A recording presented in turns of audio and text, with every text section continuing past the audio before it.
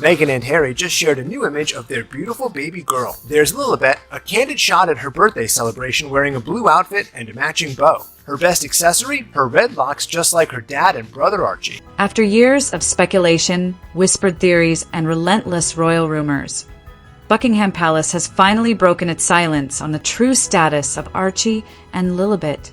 What emerged was far more startling than anyone expected.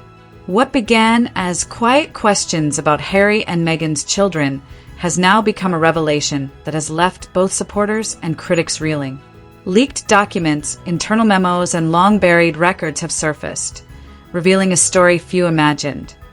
The secrets in the royal records, the first hints were faint, a leaked memo, a hushed conversation in the palace archives, a sudden reluctance to answer routine questions.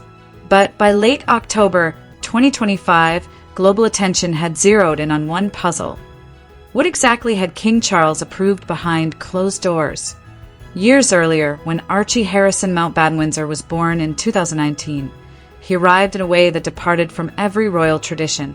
No hospital steps photo op. No easel outside Buckingham Palace. Even his birth certificate was amended months later, altering Meghan's name and title, a change dismissed as clerical, but one that stirred deeper questions. Then came 2021 and the birth of Lilibet Diana, not in London, but in California. The Sussexes announced their children would grow up as private citizens. But in a monarchy built on lineage and documentation, privacy is rarely simple. Two royal children were now living beyond the reach of traditional protocols, with records that blurred the lines between royal heritage and civilian independence. The royal records review when Queen Elizabeth II died in 2022. King Charles inherited both a throne and a tangle of unresolved issues. His reign, insiders said, would be defined by clarity and correction. Thus began the Royal Records Review, an internal project meant to modernize the monarchy's archives. Every title, style, and baptism was re-examined, including the Sussex children's. Tension was immediate. Was this an act of punishment or preservation? The king's advisors insisted it was about accuracy. An institution built on record and ritual cannot survive inconsistencies. But reviewing the Sussex children's records reopened old wounds. Rumors soon circulated that the Archbishop of Canterbury had been asked to verify christening documents. The palace refused comment, its silence only amplifying the questions. Within palace walls, debate was fierce.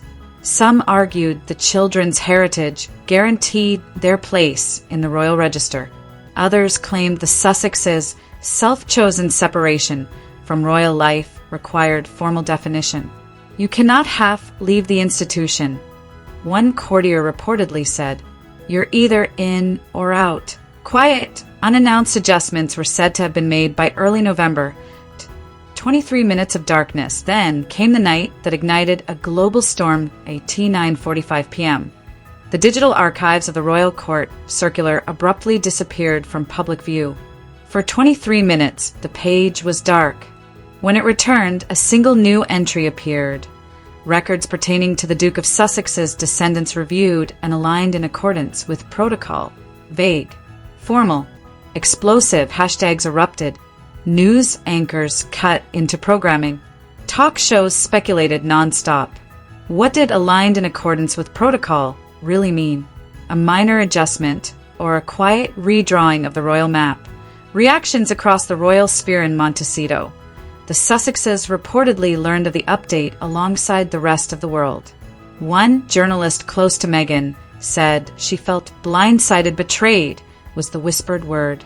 Harry, attempting calm, told a friend, "It's procedure, Meg, not war." But those who knew him sensed the old wounds reopening. Inside Buckingham Palace, the mood was far more controlled. King Charles, already managing health rumors and long-simmering scandals, had spent months tightening royal protocols. For him, this was not punishment, it was maintenance. Assumptions cannot preserve the crown, he was said to have told aides. Records will. At Kensington Palace, William and Catherine watched from a careful distance. William advised absolute silence. Every word becomes a storm. Catherine, practical as ever, admitted the move was risky. Transparency can illuminate, but it can also scorch. The morning after by dawn, theories flooded the world. Was the update a simple administrative correction, a legal clarification, or a quiet shift in the royal lineage? Inside the palace, one long-time courtier summed up the unease. It wasn't what the record said. It was what the king might do next. A new mystery had begun, less about scandal, more about legacy. A single late-night update. 23 minutes of digital silence, and a question still hovering over the monarchy. What truth lies behind the words, aligned in accordance with protocol? And did King Charles merely correct a clerical oversight, or quietly reshape the future of the royal family? Prince William, guided by his grandmother's patience, chose restraint. Let them talk, he said quietly, glancing at Catherine. She nodded, calm as ever. Stillness can be the strongest statement, but across the ocean in Montecito, calm was nowhere to be found. Reports suggested Meghan was on the phone with her lawyers before sunrise, her voice sharp with disbelief. Why now? She demanded, worried that even the suggestion of royal adjustments could cast doubt on her children's status in the royal lineage. Harry, exhausted from years of strained ties, attempted a discreet outreach to his father through a trusted aide. The response he received was as formal as it was final. No clarification necessary. The records speak for themselves. T.O. Harry. It felt like yet another wall rising between them. I wanted peace, not proof, he reportedly confided to a friend. But Buckingham Palace has never operated on emotion. Within its centuries-old walls, protocol almost always outweighs sentiment. Publicly, officials insisted nothing constitutional had changed. It's simple record housekeeping. A spokesperson claimed, though few believed it. Behind the polished statements, a deeper story lingered, one not about titles or documents, but about trust. The monarchy had survived wars, divorces, and scandals, but in a world where every update becomes global news within seconds, one question loomed. Can tradition remain unshaken in the digital age? Regardless of the answer, November 2025 would be remembered as the moment when quiet paperwork spoke louder than any royal proclamation, and the world once again could not stop listening to the royal boundary. King Charles redefines the monarchy by late morning. Buckingham Palace had drawn a line in the sand. For the first time in recent history, the monarchy formally documented a generation that existed outside the immediate circle of duty royal by blood. Not by roll did a brief entry in the court circular dated November 2nd sent shockwaves around the world. The wording was precise and cold. Certain members of the royal family will no longer carry titles or the style Her Royal Highness. The sentence was short. The implications were vast. Within hours, news outlets mobilized. BBC, Sky, ITV, and major U.S. networks dissected the move, debating what aligned with royal protocol truly meant. Legal experts traced the decision back to the letter's patent of 1917, issued by King George V, which outlined who may hold princely titles. Interpretations had shifted for over a century, often allowing royals to retain titles without serving the crown directly, but King Charles appeared to be codifying a leaner, more modern monarchy, a subtle recalibration. Not a spectacle was law meeting legacy, carried out with quiet precision. Across London, whispers in Parliament hinted at admiration. Prime Minister Keir Starmer, in a private conversation, reportedly called the decision a masterclass in measured reform. Even conservative U.S. commentators remarked on the king's disciplined approach, noting that the serene exterior of the monarchy concealed tensions that had simmered for years. Insiders suggested that months of discussion had preceded the circular. Legal counsel, senior courtiers, and extended family members consulted to ensure the changes would withstand scrutiny. Yet, the ripple effects exceeded even the palace's expectations. Silence as strategy within Buckingham Palace, the communications office, was divided. Some staff pushed for a formal briefing to preempt speculation. Others argued that silence was the strategy, a nod to Queen Elizabeth II's enduring rule. Never complain. Never explain. Why evening palace social accounts posted a serene image of Windsor Castle with the caption, "Service, duty, continuity, and no mention of Archie. No mention of Lilibet." Yet the message was unmistakable. This wasn't about two children. It was about defining the boundaries of the crown itself. Royal privilege, the message suggested, could no longer be separated from royal responsibility. The era of title without duty was ending. A divided public by nightfall. The world was polarized. Supporters praised the king's quiet decisiveness, saying it restored clarity after years of confusion. Critics saw it as control disguised as policy, an attempt to reassert influence over a family who had long sought independence. News anchors delivered commentary in tones normally reserved for constitutional crises. Analysts pored over each word of the circular. Social media erupted with debates under hashtags like #RoyalClarity, #Titles and Tradition, and #Modern Monarchy. Yet beneath all the noise, one truth echoed. The monarchy had spoken not through speeches, but through meticulous record, power exercised through ink, protocol, and precedent. Privately, King Charles expressed calm conviction. "You cannot lead without clarity," he told a senior aide. "You cannot preserve respect without truth." A single quiet act. He honored his mother's tradition of restraint while steering the monarchy toward greater transparency.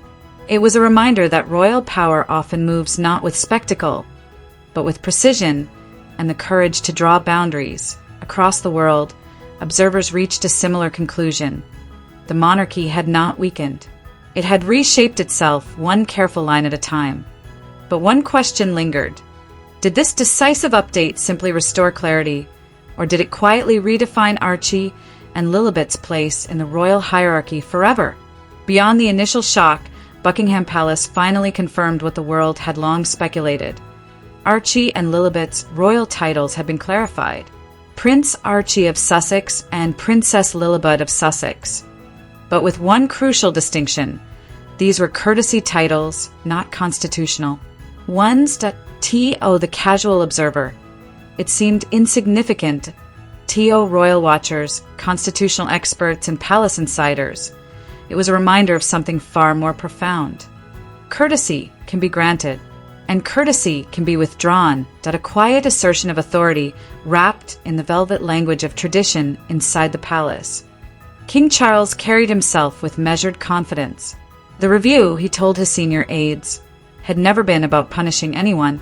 It was about order. "Every truth now sounds like war," he murmured one morning as he scanned headlines detailing the family's every private pulse. Social media had turned a routine record adjustment into a global spectacle. The king's calm exterior belied the careful calculation behind the decision. He understood that clarity preserves dignity even when family dynamics are complicated and painfully public. Prince William, ever the mediator, tried to ease the tension.